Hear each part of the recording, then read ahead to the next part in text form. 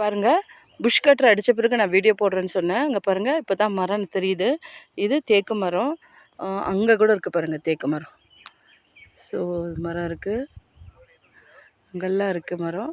இது பார்த்திங்கன்னா இது சந்தன மரம், ஸ்ரீகந்தான்னு சொல்கிறாங்களே சந்தன மரம், சாண்டல்வுட்டு. பாருங்கள் இதெல்லாம் கூட சந்தன மரம் தான். ஆக்சுவலி இந்த ரோ ஃபுல்லாமே சந்தனம் தான் இருக்கணும். அது என்னமோ தெரியல, ரோ ஃபுல்லாக இல்லை. அங்கே ஒரு 2 வளர்ந்துருக்கு, அப்புறம் இங்கே ஒரு 2 வளர்ந்துருக்கு. அவ்வளோதான் வளர்ந்துருக்கு. ஸோ தெரியல என்ன ஆச்சுன்னு சொல்லிட்டு.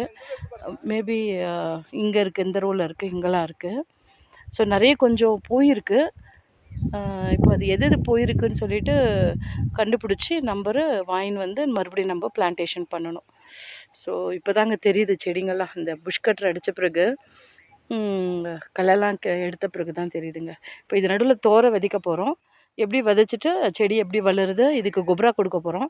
என்ன மாதிரி கொப்ரா கொடுக்க போகிறோம், அது கொப்ரானா உரம் கொடுக்க போகிறோம்னு சொல்லிட்டு நான் உங்களுக்கு வீடியோ போடுறேன். லைக் பண்ணி சப்ஸ்கிரைப் பண்ணி வச்சுக்கோங்க. யாருக்காவது இந்த மாதிரி செடிங்களுக்கு என்ன மாதிரி உரம் கொடுத்தா நல்லா வளரும்னு தெரிஞ்சால் தயவு செஞ்சு எனக்கு கமெண்ட்டில் போடுங்க. இல்லை உங்கள் சேனல் இருந்தால் எனக்கு சொல்லுங்கள், நான் சப்ஸ்கிரைப் பண்ணி பார்த்துக்கிறேன். பாய், தேங்க்யூ.